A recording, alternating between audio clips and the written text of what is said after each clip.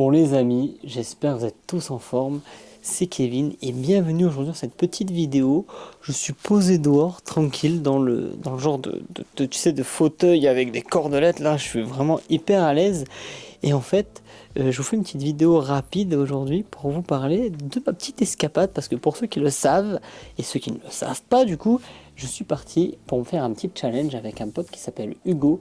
Et on est parti en fait tout simplement pour se faire 200 bornes.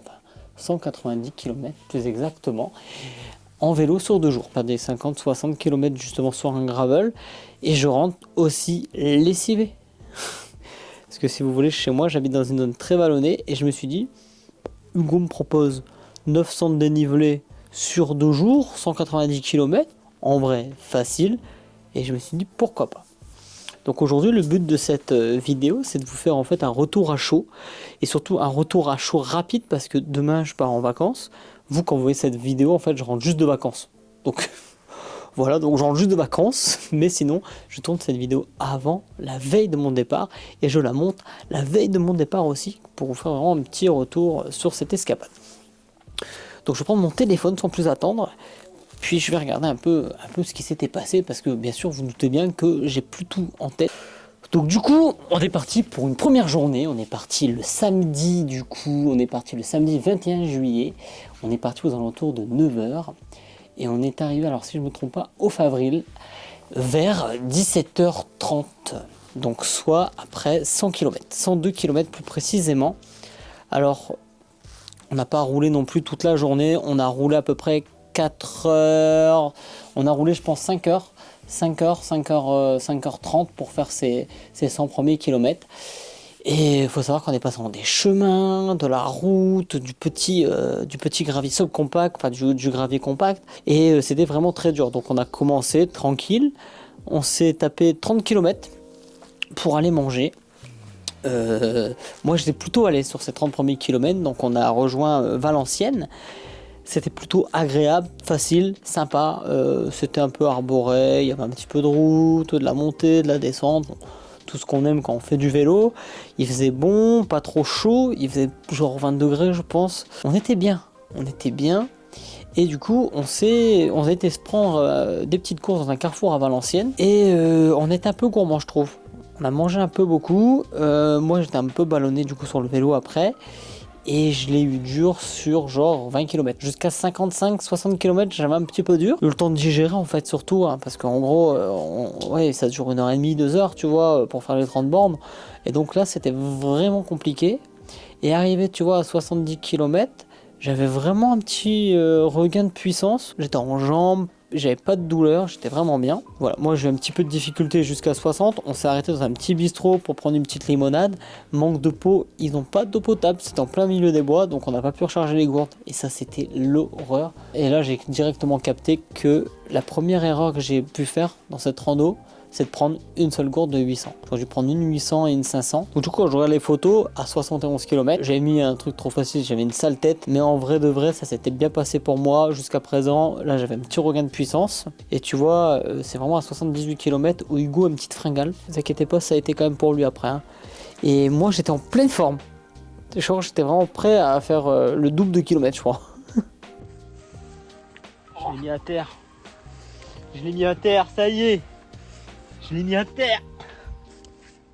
On refait 10 km pour rejoindre un petit Vival. D'ailleurs, gros big up à ce petit Vival parce qu'il nous a bien dépanné, parce qu'il nous a filé des sangles, etc. pour accrocher nos courses parce qu'on n'avait plus de sangles. Du coup, on prend un petit sandwich, etc. Donc là, tout va bien. Du coup, c'est un détour qui nous prend 10 km. Du coup, ça veut dire qu'on a 10 km, ça fait 20 qui nous restaient. Et on a fait du coup 102 km la première journée. Les 10 derniers ont été terriblement durs pour moi. Il faut savoir que de 78 à 90, c'était de la montée. Et de 90 à 102, c'était aussi de la montée. On a fait 20 bandes de montée, c'était atroce. Et j'ai commencé à ressentir en fait une douleur dans l'ischio. Première petite douleur. Bon, je me suis dit, on va passer une bonne nuit, donc ça va aller. Donc bien entendu, hein, on fait notre campement. Vous connaissez, on regarde la météo, on voit que la météo était plutôt clémente et que ça devrait aller et qu'il n'y aurait pas de tempête. Du coup, on met pas tout nickel, on met pas bien nos sardines et tout, enfin surtout moi. On se pose, donc on mange, on a un petit bout de saucisson, quelques petits chips pour se faire du bien au moral, et bien entendu notre délicieux sandwich triangle, et moi j'ai mangé une petite panna cotta pour finir le repas. On se couche vers 22h, 23h j'arrive pas à m'endormir, j'ai chaud dans ma tente cercueil, c'est petit, c'est étroit, j'ai pas l'habitude. Le matelas c'est bien mais j'ai pas pris le coussin. Donc pas évident. Et là, minuit passe, 1h du mat passe, je ne dors toujours pas. Et d'un coup, je sens le vent qui monte. Mais la scène, elle est atroce, la scène. La scène, elle est atroce parce qu'en gros, j'avais chaud. Donc bah, quand t'as chaud, tu fais quoi? Tu te fous tout nu. Donc moi, j'étais à poil. D'un coup, grosse tempête. L'orage. Le vent qui monte fort, fort, fort, fort. Bah d'un coup, qu'est-ce qu'elle fait ma toile de tente? Bah elle fait gallop. Et du coup, j'étais tout nu, gros, avec la toile qui se barre comme ça, ma lampe frontale installée, le zizou à l'air. Et du coup, on a triché, on était dormir chez sa tante. Bah, qu'en fait, on a dormi dans le jardin de sa tante, du coup, on a dormi chez sa tante carrément. Et on a dormi dans le canapé. Mais mon gars, c'était abominable. Gros carnage. Donc à 2h du mat, tu vois, on s'endort. 2h30, je m'endors à peu près. Le lendemain, on se réveille, quoi. Enfin, 8h30, on repart sur le vélo. C'était hyper dur. Parce que j'ai pas arrêté de me réveiller toute la nuit, j'avais chaud, j'ai eu le palpitant quand il y a eu la tempête. Donc moi j'ai eu vraiment très peu de sommeil. Du coup je dors d'une manière un peu courbée pour pas emmerder Hugo parce que sinon j'avais mon pied dans sa tête et je voulais pas l'emmerder. Et le lendemain matin je me réveille avec une douleur dans l'arrière du genou droit, dans le tendon. Je me dis oula ça va être long. Je vous confirme c'était long. Il nous restait 90 km donc en sachant du coup qu'on repart, tu vois on prend un petit déj normal. Des petites dates, des délicieuses barquettes lues. On s'arrête un peu plus loin. Alors j'ai plus le nom de la ville. Je m'en veux de ne pas avoir noté tout ça. Un petit brookie pour Hugo avec un jus d'orange. Mais moi aussi j'ai pris un petit jus d'orange avec bien entendu un petit cookie. Parce que moi tu vois, j'ai pas fait la même erreur. Parce que je sais que j'étais ballonné la veille quand j'ai bien mangé. Voilà. Et du coup après on a roulé jusqu'à Denain pour aller manger. Donc tu te doutes bien qu'on est arrivé assez tard parce qu'on est parti vers 10h du coup le matin. On est arrivé à Denain vers midi 45, 13h si je me trompe pas. Et arrivé là-bas, on voulait manger et on voulait juste prendre un petit sandwich triangle, le classico. Et malheureusement, tout était fermé.